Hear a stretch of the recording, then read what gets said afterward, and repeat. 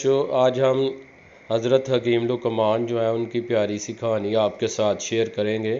آپ اس کو پڑھ کر اس پہ سن کے عمل کریں۔ کہتے ہیں جب حکیم لقمان پڑھ کر فارغ ہو چکے تو استاد نے کہا، لقمان آج ایک بکرا ذبح کرو اور اس میں سے جو اچھی چیز سمجھو ہمارے لیے پکا لاؤ۔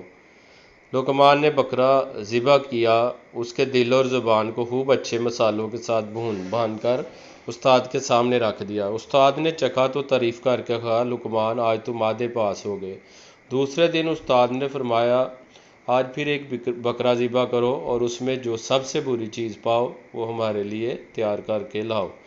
انہوں نے بکرا ذبح کر کے اب بھی پہلے دن کی طرح صرف دل اور زبان ہی کو چن لیا، پہلے والی چیزیں ہی چنی، مگر اب کے اس ترکیب سے پکایا کہ زبان میٹھی پکائی اور دل کڑوا، اور پھر دونوں کو ملا کر استاد کے سامنے لا رکھا۔ استاد نے چکھا تو بد مزہ پا کر پوچھا، لقمان آج کیا پکا لائے ہو؟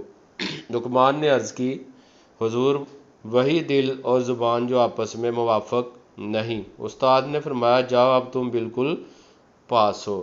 حکیم لقمان نے دونوں دفعہ کیسی اچھی چیزیں چنی، سچ مچ ایک جیسے دل اور زبان سے بڑھ کر کوئی نعمت لطیف اور لذیذ نہیں، اور نہ ایک دوسرے سے مخالف دل اور زبان سے زیادہ کوئی چیز بری اور بد مزہ ہے۔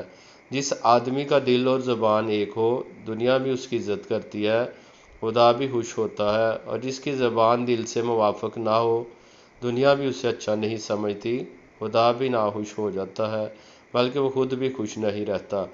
تو آپ بیٹا اپنی زبان اور اپنے دل کی حفاظت کریں اور اپنی زبان سے اچھے الفاظ نکالیں، اور دل میں آپ کسی کو برا نہ جانیں، دل میں کسی کی برائی نہ پالیں۔